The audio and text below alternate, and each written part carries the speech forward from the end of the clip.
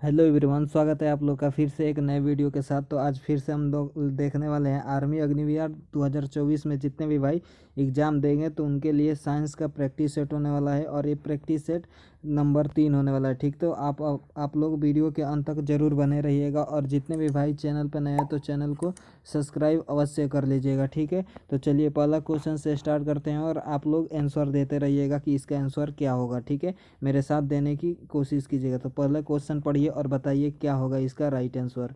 पढ़िए, पोटेशियम पर मैग्नेट का रासायनिक सूत्र क्या है, बताइए। KMnO4HCl H2SO4 की HNO3।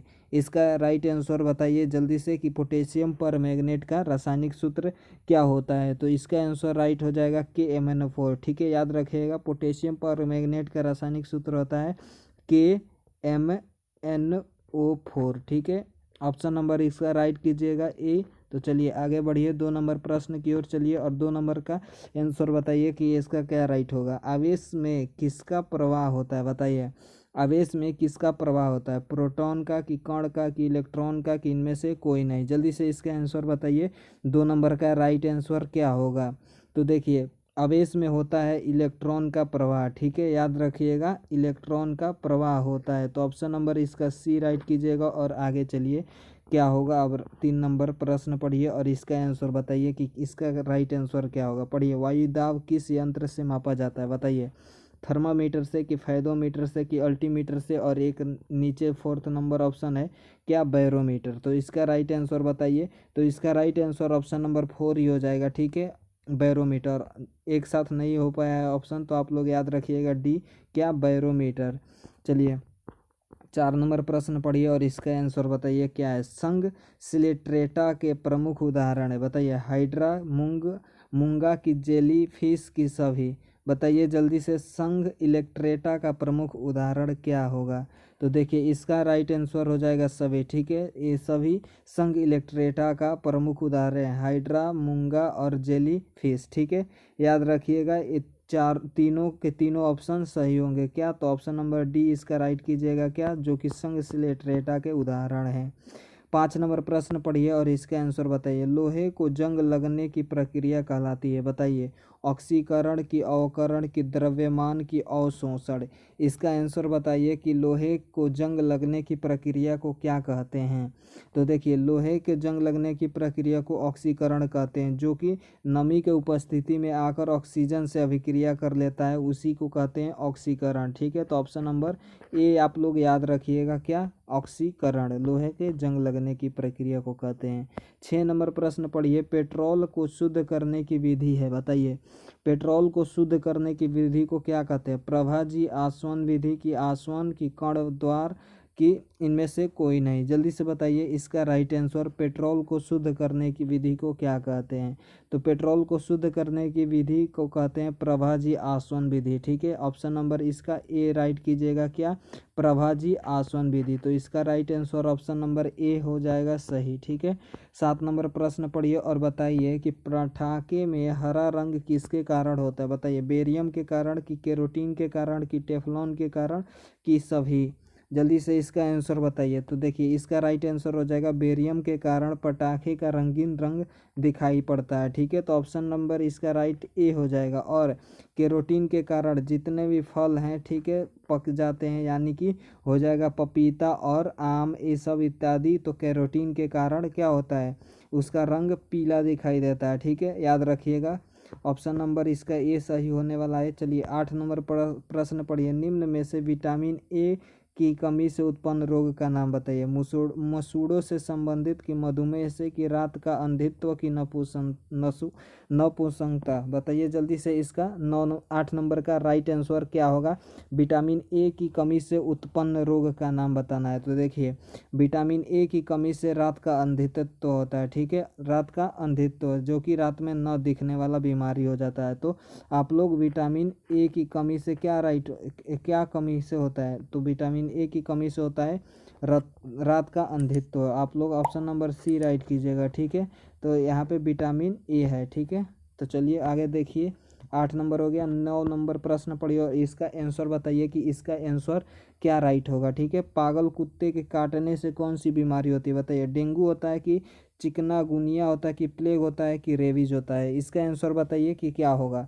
तो देखिए इसका आंसर हो जाएगा रेबीज। ठीक है, कुत्ते के काटने से रेबीज बीमारी होता है। ठीक है, याद रखिएगा ऑप्शन नंबर इसका राइट आंसर हो जाएगा डी। ठीक है, तो डी ऑप्शन याद रखिएगा क्या, रेबीज।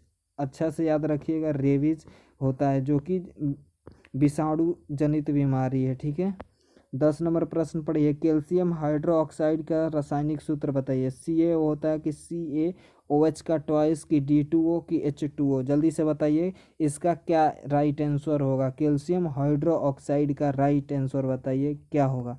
तो देखिए कैल्शियम हाइड्रोक्साइड का सूत्र हो जाएगा CaOH का ट्वाइस। ठीक है, तो इसका तो सही आंसर हो जाएगा बी ऑप्शन। और देखिए D2O हो जाता है गर्म जल का। ठीक है, D2O गर्म जल का सूत्र है और H2O ठीक है जल का होता है, याद रखिएगा वाटर। और CaO कार्बन ऑक्साइड। ठीक है, याद रखिएगा। तो इसमें और भी ऑप्शन आप लोग को क्लियर हो चुका होगा। चलिए 11 नंबर प्रश्न पढ़िए क्या है। 11 नंबर है, स्टेनलेस स्टील किस धातु का मिश्रण है बताइए। तांबा प्लस टीन का होता है कि तांबा प्लस जस्ता का होता है कि तांबा क्रोमियम और निकल का होता है कि तांबा जस्ता और निकल का होता है। जल्दी से बताइए स्टेनलेस स्टील किस धातु का मिश्रण है, बताने की कोशिश कीजिए इसका राइट आंसर। तो देखिए स्टेनलेस स्टील बना होता है लोहा, क्रोमियम और निकल का। ठीक है, तीन से मिलकर बना होता है स्टेनलेस स्टील। किससे, लोहा और क्रोमियम और निकल से मिलकर बना होता है, याद रखिएगा। और इससे बनकर बनता है बर्तन। ठीक है, बर्तन बनता है। ठीक है, बर्तन हो गया, मोटरसाइकिल का जो भी पार्ट होता है बनता है इसी से। ठीक है, तो चलिए 12 नंबर प्रश्न पढ़िए। विस्थापन के परिवर्तन की दर को क्या कहेंगे। त्वरण कहेंगे कि वेग कहेंगे कि शक्ति के बल। बताइए इसका सही आंसर। विस्थापन में परिवर्तन की दर को क्या कहते हैं। तो इसका आंसर हो जाएगा, आप लोग बताइएगा वेग। ठीक है, इसका सही आंसर क्या हो जाएगा, विस्थापन में परिवर्तन के दर को वेग कहते हैं। और इसका SI मात्रक हो जाएगा, आप लोग याद रखिएगा, मीटर पर सेकेंड। ठीक है, तो चलिए अब 12 नंबर हो गया। 13 नंबर प्रश्न पढ़िए और 13 नंबर का आंसर बताइए कि क्या होगा। CFC गैस का अन्य नाम बताना है। मार्स होता है कि फ्रियॉन होता है कि हार्स गैस होता है कि भूरी गैस होता है। जल्दी से बताइए कि इसका सही आंसर क्या हो जाएगा। CFC गैस का अन्य नाम, तो इसका आंसर हो जाएगा राइट फ्रियॉन। ठीक है, याद रखिएगा ऑप्शन नंबर इसका राइट आंसर क्या हो जाएगा, फ्रियॉन। CFC का फुल फॉर्म होता है क्लोरोफ्लोरोकार्बन। ठीक है, याद रखिएगा क्या, क्लोरोफ्लोरोकार्बन, जो कि फ्रियॉन के नाम से भी जाना जाता है। चलिए 13 नंबर हो गया। 14 नंबर प्रश्न पढ़िए और इसका आंसर दीजिए। जल को शुद्ध किस गैस से किया जाता है बताइए। नाइट्रोजन से कि अमोनिया से कि क्लोरीन से कि प्रभाजी आसवन विधि से। जल्दी से बताइए जल को शुद्ध करने वाले गैस का नाम बताइए कि क्या सही होगा। ठीक है, तो देखिए जल को शुद्ध करता है क्लोरीन। ठीक है, याद रखिए क्या, क्लोरीन गैस होता है जो कि जल को शुद्ध करने में क्लोरीन गैस का उपयोग किया जाता है। तो आप लोग याद रखिएगा ऑप्शन नंबर क्या इसका राइट हो जाएगा, C राइट हो जाएगा। ठीक है, 15 नंबर प्रश्न पढ़िए जो कि इस क्लास का अंतिम प्रश्न होने वाला है। तो आप लोग अच्छा से आंसर देते आए होंगे और 15 नंबर का आंसर भी आप लोग दीजिए। सांप किस प्राणी वर्ग का में आता है बताइए। कशेरुकी की, स्तनधारी की, उभयचर की, सरीसृप। बताइए किस प्राणी वर्ग में आता है सांप। तो इसका राइट आंसर हो जाएगा सरीसृप वर्ग में आता है। ठीक है, जो कि सांप सरीसृप प्राणी वर्ग में आता है। तो ऑप्शन नंबर आप लोग डी याद रखिए क्या, सरीसृप इसका राइट आंसर होने वाला है। तो आशा करते हैं कि आप लोग 15 के 15 क्वेश्चन अच्छा से आंसर देते आए होंगे और अपना कमेंट बॉक्स में कमेंट कीजिएगा कि मैं 15 में कितना सही किया हूँ। ठीक है, तो आप लोग अच्छा से इसी तरह तैयारी करते रहिए। ठीक है, और जितने भी भाई चैनल को सब्सक्राइब नहीं किया तो सब्सक्राइब कर लीजिएगा। ठीक है, और चैनल और वीडियो को लाइक भी कर दीजिएगा। तो मिलते हैं इसी तरह नेक्स्ट वीडियो में, तब तक के लिए जय।